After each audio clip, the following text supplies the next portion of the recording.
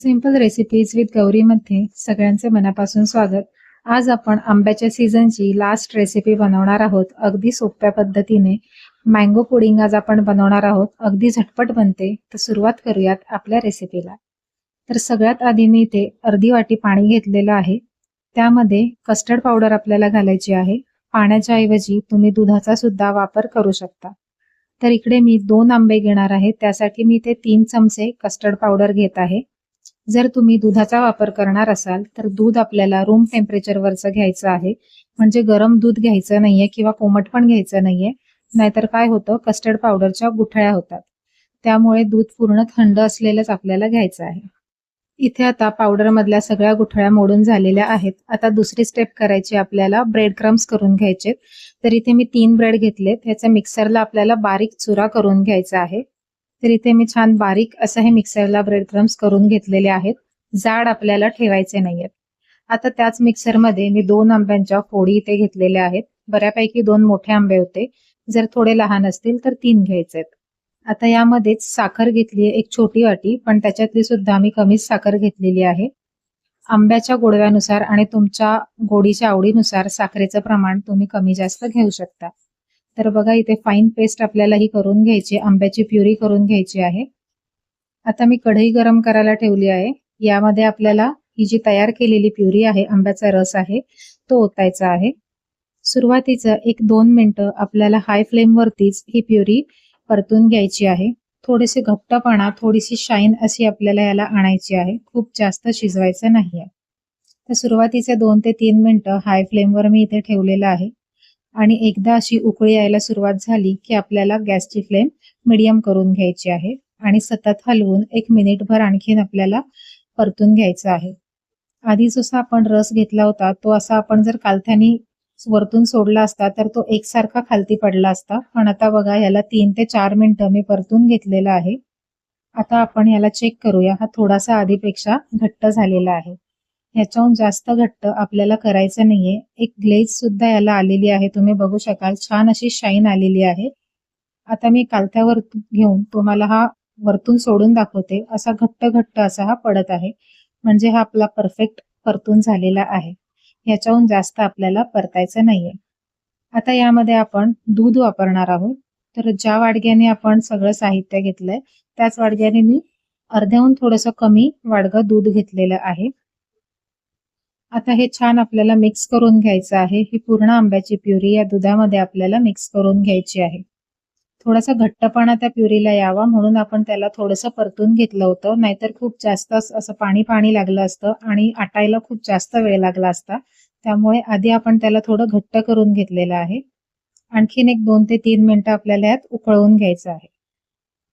आता ह्याला सुद्धा उकळी आलेली आहे. आपण तळापासून एकदा पुन्हा याला ढवळून घेणार आहोत आणि आपण जी कस्टर्ड पावडरची स्लरी तयार केलेली आहे ती आपल्याला गॅस कमी करून यामध्ये ओतायची आहे आणि लगेचच ढवळायला सुरुवात करायची आहे. कारण कस्टर्ड पावडरचे लगेच गुठळ्या व्हायला सुरुवात होते. त्यामुळे एका हाताने तुम्हाला जर प्युरी ओतून कस्टर्ड पावडरची स्लरी ओतून दुसऱ्या हाताने जर हलवता आलं तर तसंही करू शकता किंवा गॅस कमी करून लगेचच आपल्याला ती प्युरी ओतल्यावरती ढवळून घ्यायचं आहे. कालथ्याने व्यवस्थित ढवळलं जात नव्हतं म्हणून मी इथे हा विस्कर घेतलेला आहे आणि 1-2 मिनिटं याला आपण ढवळून घेणार आहोत. 2 मिनिटांनंतर तयार केलेले जे ब्रेड क्रम्स आहेत ते आपल्याला यामध्ये घालायचे आहेत.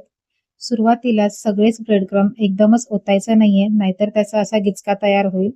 त्यामुळे आधी थोडेसे ओतून छान ते मिक्स करून घ्यायचे आहेत आणि मग राहिलेले नंतर यामध्ये ओतून ते सुद्धा मिक्स करून घ्यायचे आहे. गॅसची फ्लेम मी इथे पूर्णपणे मंदच ठेवलेली आहे. हाय फ्लेमवरती आपल्याला ही कृती करायची नाहीये, नाहीतर लगेचच ते घट्ट व्हायला सुरुवात होते आणि ब्रेड क्रम्सच्या सुद्धा आतमध्ये अशा गुठळ्या होतात.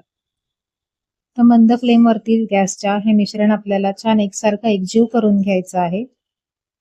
हे सुद्धा आपल्याला थोडं जाड असं शिजवून घ्यायचं आहे. आता जितकं हे पातळ दिसतंय तितकी कन्सिस्टन्सी आपल्याला नकोय.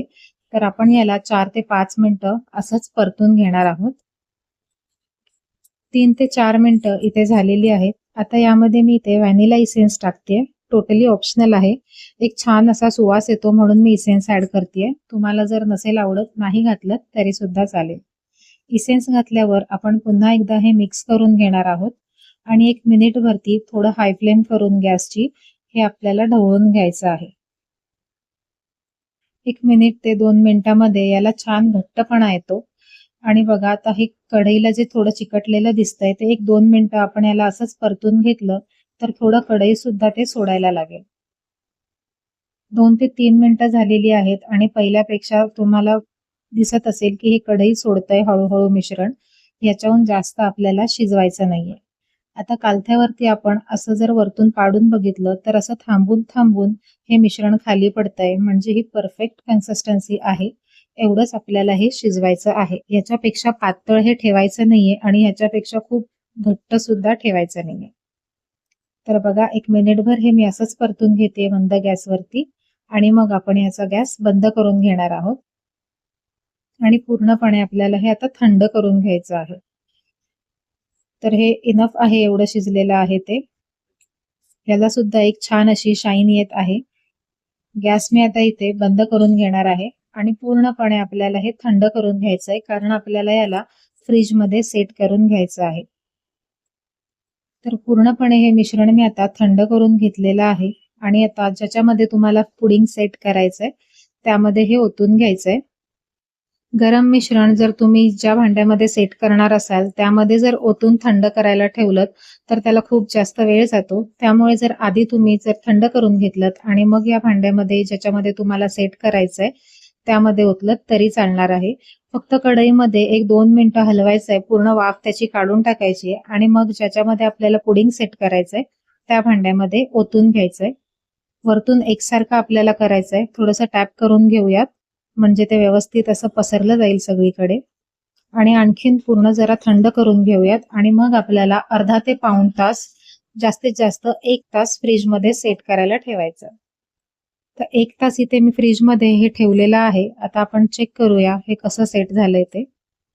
तर साईडचे काठ आपण बोटाने असे साईडला करून बघितले तर अलगतच ते भांड सोडतायत, म्हणजे हे व्यवस्थित सेट झालंय. मी थोडंसं जवळ घेऊन तुम्हाला दाखवते. तर बघा हे असे काठ सोडत आहे, म्हणजे हे आपलं फ्रीजमध्ये सेट झालेलं आहे. जर असे काठ सुटत नसतील तर आणखीन अर्धा ते पाऊण तास तुम्ही फ्रीजमध्ये ते ठेवू शकता. हलकीशी साईडने सुरी फिरवली आहे आणि वरती एक डिश ठेवून त्याच्यावरती हे वाडगं आपल्याला उलट करून घ्यायचं आहे आणि अलगतच हाताने काढून घ्यायचं आहे. तर वरती मी इथे काही आंब्याच्या फोडी सजावटीसाठी म्हणून टाकलेल्या आहेत आणि ही आपली ब्रेड पुडिंग तयार झालेली आहे. अगदी झटपट बनते, अजिबात चुकत नाही.